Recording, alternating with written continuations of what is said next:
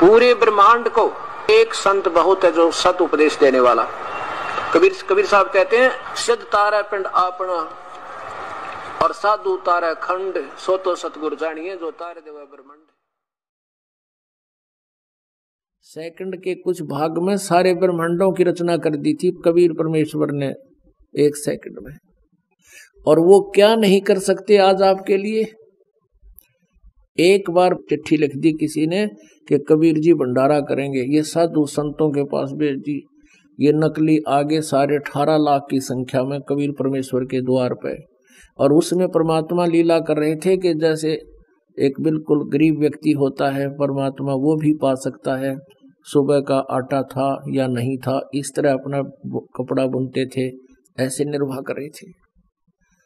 हमें ये दिखाना चाहा कि तुम हमारी तरह करके देखो विश्वास भगवान पर, और ये साधना करके देखो उस परम पिता परमात्मा की। सतलोक से परमात्मा कबीर जी अपना 9 लाख बैलों के ऊपर बना बनाया भोजन लेकर आगे टेंट लगा दिए चारों तरफ। 18 लाख व्यक्तियों को 3 दिन तक भंडारा करा दिया। बरात में 80 आदमी आया करें और 1 महीने पहले चिंता हो जाती है पूरे गांव में, और वहां 18 लाख को भोजन करा दिया। तो आपका हमारा जो रोजगार समय पर टूक, ये कोई बड़ी बात नहीं मालिक के लिए, लेकिन हमें वो विधि नहीं प्राप्त जिससे परमात्मा ऐसे लाभ दे सकता है। अब आपको दिखाते हैं श्रीमद् भगवत गीता।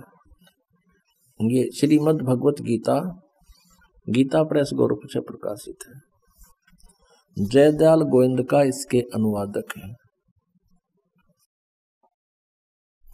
और देखिएगा अध्याय नंबर 16 का और श्लोक नंबर 23। अध्याय नंबर 16 श्लोक नंबर 23। जो पुरुष, जो व्यक्ति शास्त्र विधि को त्याग कर अपनी इच्छा से मनमाना आचरण करता है, वह न सिद्धि को प्राप्त होता है, न परम गति को, और न सुख को ही। 24 में क्लियर कर दिया। अध्याय नंबर 16 का श्लोक 23। इससे तेरे लिए कर्तव्य और अकर्तव्य की व्यवस्था में शास्त्र ही प्रमाण है।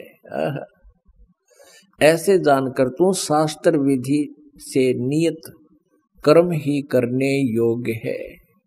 अब परमात्मा ने कहा कि आप श्री सतगुण विष्णु जी और तमगुण शिव जी की पूजा करते हो।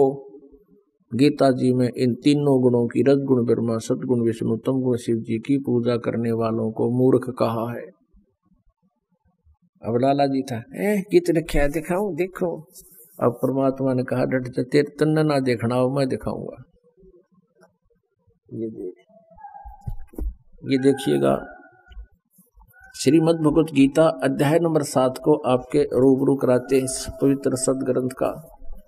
ये देखिएगा अथ सप्तमो अध्याय 7वां अध्याय। इसमें पहले मंत्र में आप देखिएगा, हे पार्थ, अनन्य प्रेम से मुझ में आसक्त चित्त तथा अनन्य भाव से मेरे प्राण होकर योग में लगा हुआ तू जिस प्रकार से संपूर्ण विभूति एवं बल समग्र यानी पूर्ण रूप से मुझको संशय रहित जानेगा, उसको सुने। जो कहता है बताऊंगा, ऐसा ज्ञान दे दूंगा तने, फिर और ज्ञान की आवश्यकता नहीं। 7वें का दूसरे में, मैं तेरे लिए इस विज्ञान सहित तत्व ज्ञान को संपूर्णतः कहूंगा, जिसको, ये तत्व ज्ञान नहीं, ज्ञान को, इस ज्ञान को संपूर्णतः कहूंगा, जिसको जानकर संसार में फिर कुछ भी जानने योग्य शेष नहीं रह जाता। अब पुणात्मा देखिएगा अध्याय नंबर 7 का और श्लोक नंबर 12।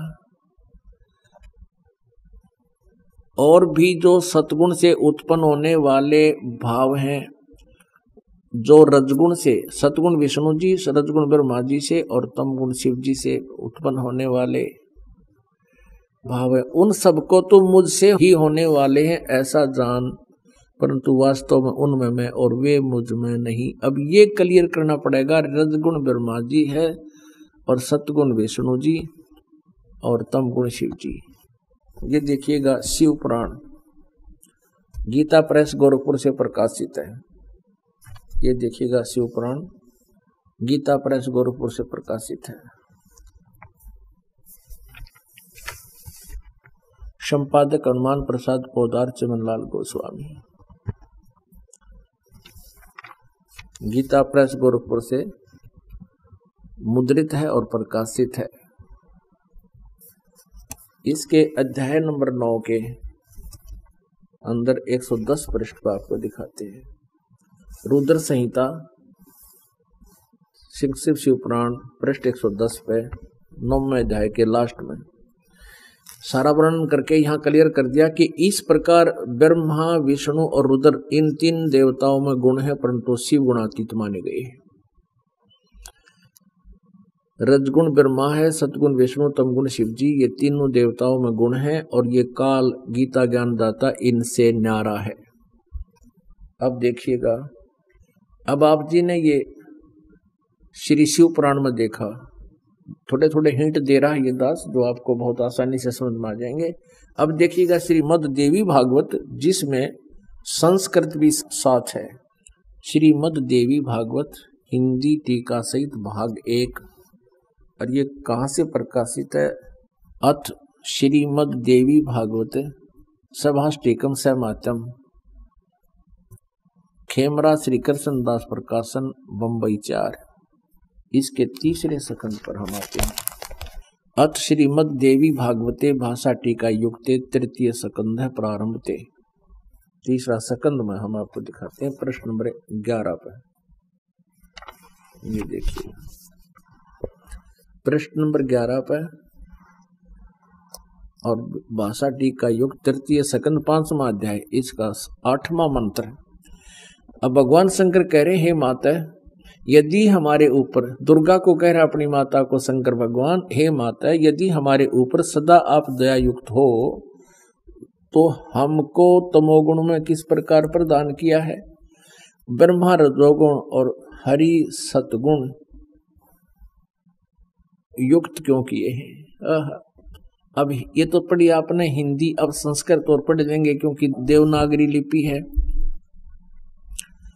यही 7वां श्लोक समाप्त हुआ, 8वां प्रारंभ था। यदि दया धर्मना न सदाम्बिके कथम अहम विहित है।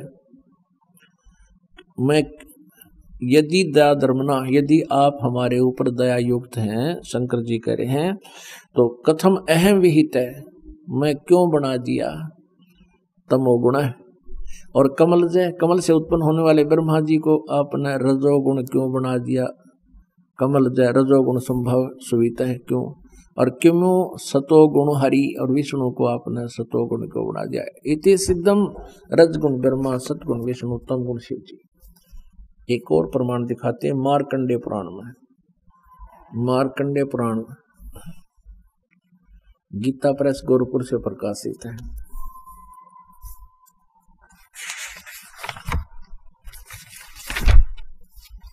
गीता प्रेस गोरखपुर से प्रकाशित है। इनका अनुवादक कोई नहीं है, ये प्रकाशक है। देखिए इसके 123 पृष्ठ पे संक्षिप्त मार्कंडेय पुराण 122, ये 123 पृष्ठ पे यहाँ लिखा है, रजोगुण प्रधान ब्रह्मा, तमोगुण प्रधान रुद्र और सत्व प्रधान विश्वपालक विष्णु है। ये ही 3 देवता हैं और यही 3 गुण हैं। कति क्लियर कर दिया, यही 3 देवता हैं और यही 3 गुण हैं। पुण्यात्माओं, अब आसानी से समझ आ जाएगी कि ये पवित्र सदग्रंथ यानी श्रीमद् भगवत गीता। अब फिर देखिएगा श्रीमद् भगवत गीता अध्याय नंबर 7 और श्लोक नंबर फिर देखिएगा 12। अध्याय नंबर 7 का श्लोक नंबर 12 अब आपको पढ़ के सुनाते हैं। और भी जो सतगुण से उत्पन्न होने वाले भाव, सतगुण माने विष्णु जी से सतिथि, और भाव है जो रजगुण ब्रह्मा जी से और तपगुण शिव जी से। क्लियर हो गया कि रजगुण ब्रह्मा जी हैं, सतगुण विष्णु जी हैं और तमगुण शिव जी। इनसे जो कुछ भी हो रहा है, सृष्टि, सतिथि और संहार, उन सब को मुझसे ही होने वाले हैं ऐसा जान, क्योंकि ये काल को 1,00,000 मानव शरीरधारी प्राणी खाने का श्राप लगा हुआ है, इसका निमित्त यही है। और ये कहता है परंतु वास्तव में उनमें मैं और वे मुझ में नहीं हैं। ये ब्रह्मा विष्णु महेश से न्यारा है, अलग है, चौथा इनका पिता है। अब 13 में स्पष्ट कर दिया। गुणों के कार्य रूप सात्विक, राजस और तामस, इन तीनों प्रकार के भावों से यह सारा संसार प्राणी समुदाय मोहित हो रहा है। इन तीनों गुणों से परे रजगुण ब्रह्मा, सतगुण विष्णु, तमगुण शिव जी से परे मुझ अविनाशी को नहीं जानता। सीधा स्पष्ट हो गया कि ब्रह्मा विष्णु महेश से अलग है ये काल ब्रह्म। अब 14वें में कहा 7वें अध्याय के में गीता जी में, क्योंकि यह अलौकिक अर्थात अति अद्भुत त्रिगुणमयी मेरी माया, रजगुण ब्रह्मा, सतगुण विष्णु, तमगुण शिव जी के द्वारा फैलाया गया ये जाल, ये रचना बड़ी दुष्टर है, बड़ी खतरनाक है, खराब है, व्यर्थ है। जो पुरुष केवल मुझको निरंतर भजते हैं वे इस माया को उल्लंघन कर जाते हैं, यानी इन तो ऊपर उठ जाते हैं। ब्रह्मा विष्णु महेश से अधिक ब्रह्म की साधना से लाभ मिलता है। अब 15 में के कहा गीता ज्ञानदाता ने, माया के द्वारा कि इस रजगुण ब्रह्मा, सतगुण विष्णु, तमगुण शिव जी के द्वारा जिनका ज्ञान हरा जा चुका है, इस त्रिगुणमयी माया के द्वारा जिनका ज्ञान हरा जा चुका है, यानी ब्रह्मा विष्णु महेश से आगे भक्ति करने को तैयार नहीं, इन्हीं से मिलने वाले अक्षणिक सुख पर ये आश्रित हो चुके हैं, वो असुर स्वभाव को धारण किए हुए ब्रह्मा विष्णु महेश के पुजारियों को क्या कहा गीता जी में, आसुर यानी राक्षस स्वभाव को धारण किए हुए मनुष्यों में नीच,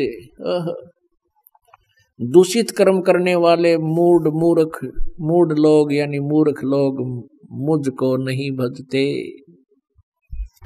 अपना आत्मा जिसको परमात्मा चाहिए, अब ज्ञान इतना स्पष्ट हो चुका है कि अब वो चूक नहीं सकता। अब धर्मदास जी बहुत ध्यान से सुन रहे हैं और प्रत्यक्ष प्रमाण देख भी रहे हैं। अब धर्मदास जी को परमात्मा ने क्लियर कर दिया कि अब सुन ले, इनकी सुनाता हूं तेरे को कैसे रजगुण ब्रह्मा है, इन तीनों गुणों के उपासकों को कैसे राक्षस और राक्षस स्वभाव को धारण किए हुए मनुष्यों में नीच दूषित कर्म करने वाले मूर्ख कहा है।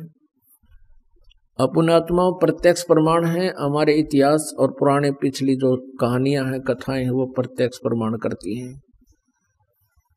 एक भस्मागिरी नाम के भगवान शिवजी तमगुण के उपासक थे और उन्होंने भगवान शिवजी के द्वार के सामने, गेट के सामने सिर आसन पर 12 वर्ष तक तप किया। पार्वती जी ने प्रार्थना की कि भगवान आप समर्थ भगवान हो, आपका ये दास क्या मांगता है, इसको दे दो, ये बहुत दिनों से आपके द्वार पर आपकी साधना कर रहा है। भगवान शिव ने कहा कि मांग भी भस्मागिरी, क्या मांगता है? भस्मागिरी ने कहा कि प्रभु ऐसे नहीं मांगूंगा, आप वचनबद्ध हो जाइए। भगवान शंकर जी ने सोचा तपस्वी है, साधक है, मेरे पास 8 सिद्धियां हैं, कोई सिद्धि दे दूंगा, प्रसन्न हो जाएगा। सिद्धि मांगता होगा तो भगवान शिव जी ने कहा भाई मैं वचनबद्ध हो गया। वचनबद्ध होने का नाम सुनते ही खड़ा हो गया छोड़कर सिरासन। बस उस भस्मागिरी ने कहा कि प्रभु आपके हाथ में जो ये कड़ा है, ये कड़ा मुझे दे दे।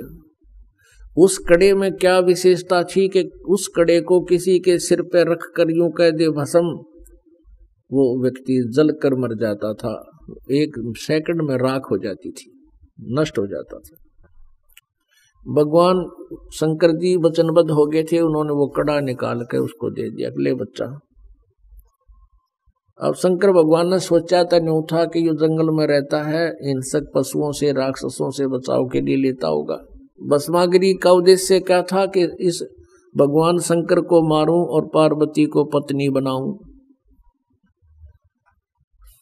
ये कहते ही कड़ा हाथ में आते ही और तेवर बदल गए। कहने लगा बोले शंकर होशियार है, अब तुझे मारूंगा, पार्वती को अपनी पत्नी बनाऊंगा। हा हा हा, बड़ा खुश हुआ ढेड। अब शंकर भगवान ने सोचा ये तो भाई सचमुच एकदम त्योड़ी बदल गया, कहते रह कर रहा था। और वो कड़ा ने दिखाया, भगवान शंकर ने तो डांक ठोक दी, यानी स्पीड खींच दी। कति पता था उनको तो कि तो 1 मिनट में कर देगा काम। अपने आत्माओं हम ये लीला पढ़ा भी करते थे, शिव पुराण में भी पढ़ रखी है, लेकिन कभी इस दिमाग में नहीं आई कि ये अविनाशी क्यों है न, और ये डर के भाजे। ये अविनाशी कितने थे, जब डर के भाज लिए दौड़ लगा दी। फिर भगवान ने कहते हैं पार्वती रूप बनाया और आगे आगे भगवान और पाछे पुजारी भाग रहे थे, बीच में खड़े हो गए पार्वती रूप बना के। अब और तक है भगवान विष्णु ने बनाया, विष्णु और का कड़े में था वाणी का, खुद परमात्मा पूर्ण ब्रह्म ही आकर ये लीला करते हैं और क्रेडिट इनको दे जाते हैं ताकि भगवान में इन बच्चों की आस्था बनी रहे। अब पार्वती को देखते हैं, भस्मागिरी का तलाक के ब्रेक खड़ा हो गया और उसको ये पता था भस्म कंडा तेरे हाथ में है, शिव जी तो 100 किलोमीटर तक डटे नहीं, टोया भी ना पावे, तो वो खड़ा हो गया वहां पर। पार्वती कहने लगी रुक जाओ, अब वो तो आपके निकट आने वाले नहीं है, आ जाओ मेरे साथ और डांस करके दिखाओ मुझे पहले। अब भस्मागिरी कहने लगा मैं जंगल में रहने वाला व्यक्ति, तपस्वी आदमी, मन डांस करना तो ना आवे। तो पार्वती रूप में भगवान बोले आजा मैं सिखाऊं तेरे ते, इस पैर ने आगे कर, इस पैर ने पाछे कर, इस हाथ ने ऐसे कर, इस नौकर कराकर वो ऊपर ले आई कि इसने और कर ऊपर और कर। वो भस्म कड़े वाला जो शर्पा लिया ना, जब कह दिया भस्म, वो भस्मागिरी मर गया। उस कड़े को लेकर वो भगवान फिर प्रकट हो गए अपने विष्णु रूप में उस शंकर जी के सामने और कहा भोलेनाथ डट जा। शंकर भगवान डट जा, रुक जाओ। भगवान शंकर बोला बाजले बाजले आजा मेरे पाछो पाछो, मर गया। अब क्या बात होगी कि भस्मागिरी नाम के दुष्ट ने मेरे से तप करके भस्म कड़ा मांग लिया और मेरे पीछे भाज रहा है। तो भगवान ने कहा कि उसको तो मैंने मार दिया, तू शांति रख, देख यो कड़ा में ले रहा। जो कड़ा देख के जब शांति हुई, सचमुच कड़ा तो वही है।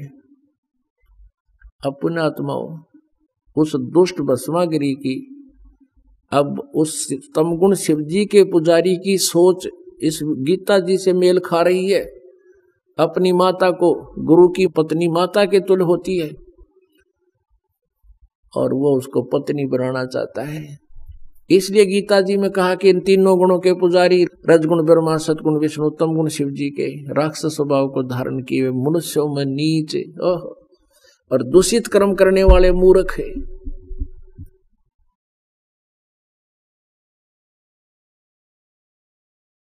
की भक्ति करी थी और ऐसी भक्ति करी थी एक और अन्य पुजारी शिव जी के साथ जन्म नहीं कर सकते, यहां से तलवार मारकर और उनके चरणों में समर्पित कर दिया था।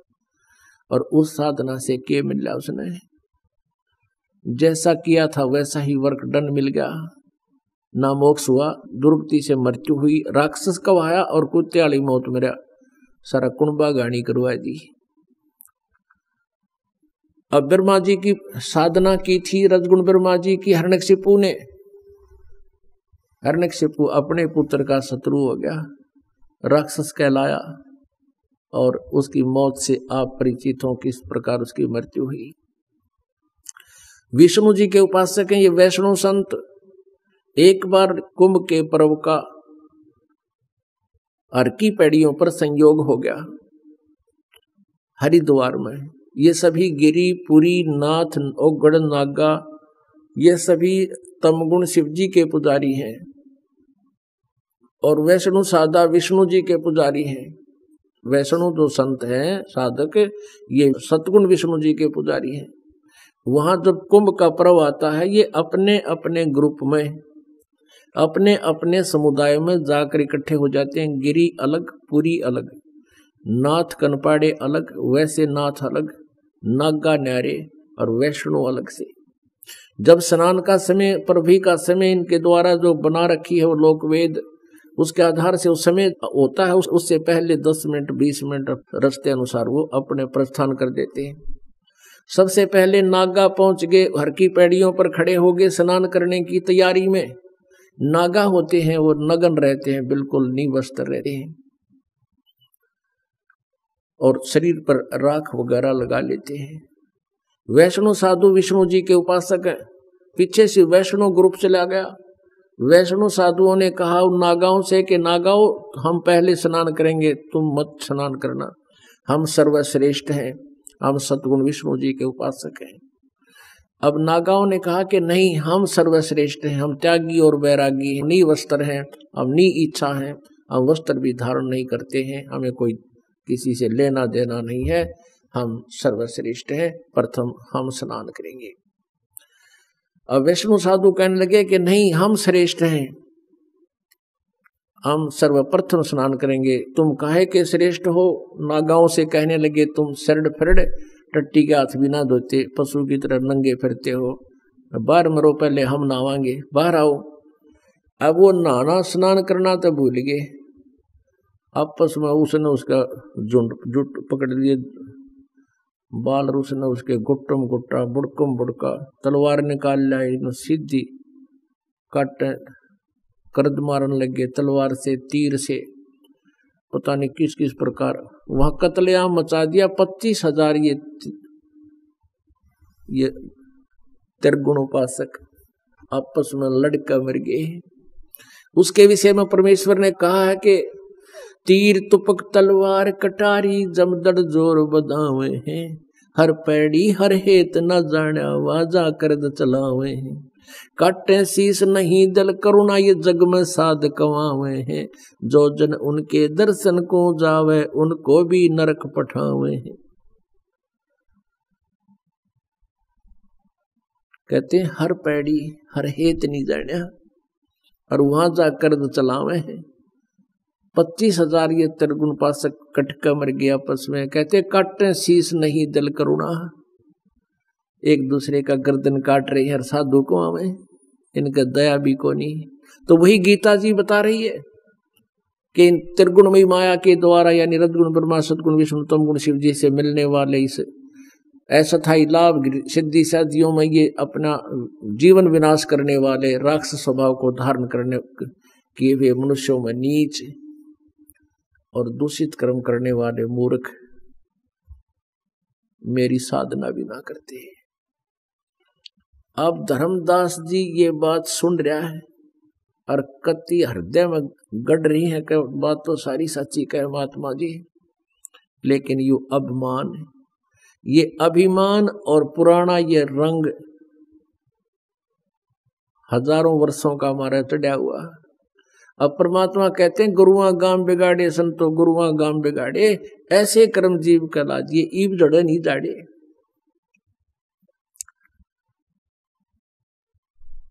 अब धर्मदास ने सारी आंखें देख ली, फिर भी धर्मदास जी कहने लगे बाबा जी तो मुसलमान है, इसलिए तो हमारे हिंदू देवताओं की बदनामी करना चाहता है।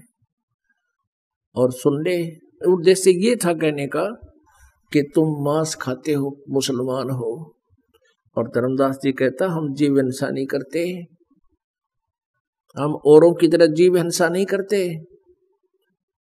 और आगे से मेरे से इस टॉपिक पर बात मत करिए बाबा जी, बस फाइनल कह दिया। यानी इतना दुख मान गया और सच्चाई सामने रखी है। परमात्मा ने पता था काल प्रवेश कर गया, इसके अंदर आ गया काल बेटी का बाप, एकदम अंतर्ध्यान हो गया परमात्मा वहां से सामने से। अच्छा भाई धर्मदास जी, मैं कह तो तेरी हित में रहा था बच्चा, आप आगे तेरी इच्छा ना स्वीकार कर, नाराज ना हो मेरे से, न्यू कहकर अंतर्ध्यान हो गए। अदृश्य सामने से अब सर घूम गया तो उसका धर्मदास का, अब सामने से एकदम अदृश्य हो जा। कलेजा पाट गया। अब ये तो भगवान था, ये तो परमात्मा थे। ओए होए, देख कितनी सच्चाई बतावे थे। अपने आप को कोसने लगा, मैं कितना दुष्ट नीच हूं। ओए होए, सच्चाई आंखों देख कर भी नहीं माना। अब पुण्यात्माओं सारा दिन इसी चिंतन में गया। काफी आधा दिन तो चला गया था ये वार्ता में। अब शाम होगी, श्याम ने इसी चिंतन में पड़कर सो गया। हे भगवान, देख मैंने कैसा अनमोल अवसर खो दिया और रो रहा है। अन्यों का, हे भगवान एक बार फिर आ जाओ, एक बार फिर से दर्शन दे दो, मैं बिल्कुल विवाद नहीं करूंगा, विनम्रता से अपनी शंका का समाधान करवाऊंगा। सारी रात सोया नहीं, करवटें बदलता रहा। वो वार्ता याद आ रही है। भगवान अदृश्य हो गए, अब ना मिले तो बात बिगड़ेगी, क्योंकि ये पूजा तो करण की कोई ना जो मैं कर रहा था। अब सुबह ना तो स्नान करया, ना वो पूजा पाठ करी। सुबह उठ कर न सोची 2 रोटी बना लो, फिर चलूंगा, रास्ता तय करूंगा। वक्त से उठ लिया, लकड़ी तोड़ कर लाया था जंगल से, श्याम ने रख रखी थी वहां सुबह खाना बनाने के लिए। चूल्हे के ऊपर रोटी बनाई अपनी, एक लंबी लकड़ी लगा दी, मोटी लकड़ी थी, बीच से वो होलो थी, थोथी थी, और उसकी सहयोगी लकड़ी लगा कर आग जला दी। रोटी पौन लग गया, भात बना ली, सब्जी बना ली। और इसी दौरान सूर्य उदय होने वाला ही था, रोशनी सी होगी।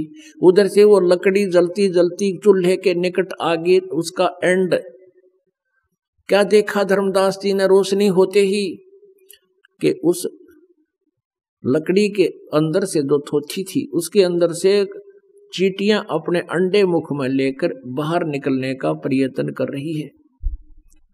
और लकड़ी के पीछे लास्ट एंड में एक तरल पदार्थ सा उबल रहा होता है, जो थोड़ी सी गिल्ली होती है।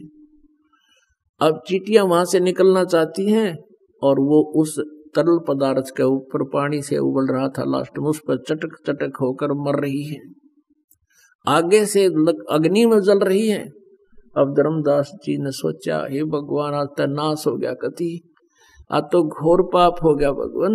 इतनी लंबी लकड़ी थी या, और अब इसमें जलते जलते या 1 फुट की रहेगी, इसमें तो करोड़ों चींटियां मर गई जल के। एकदम कांप गया सारा, लोटा पानी का डाल दिया, जितनी सब्जी रोटी बनी थी बन गई, बुझा दी आग तुरंत। अब रोन लग गया बैठ के कि भगवान इतना पाप है, आज तो ढेर ला लिया मैंने पाप का। फिर सोचा कि इसका कैसे प्रायश्चित करूं। अपने आप आइडिया ला लिया कि आज मैं निराहार रहूंगा, और ये आहार किसी साधु संत को खवा दूंगा जो रोटी मैंने बनाई है जिसमें ये चींटी जल गई। इस उद्देश्य से सब रोटियों को रख कर थाली में, सारी सब्जी को ऊपर कपड़ा डाल कर, और ले चला साधु की तलाश में तालाब के चौगर्द घूमने लग गया।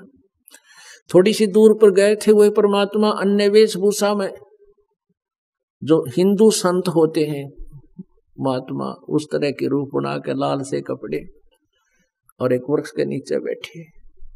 धर्मदास जी की दृष्टि गई कि हाँ महात्मा बैठे हैं।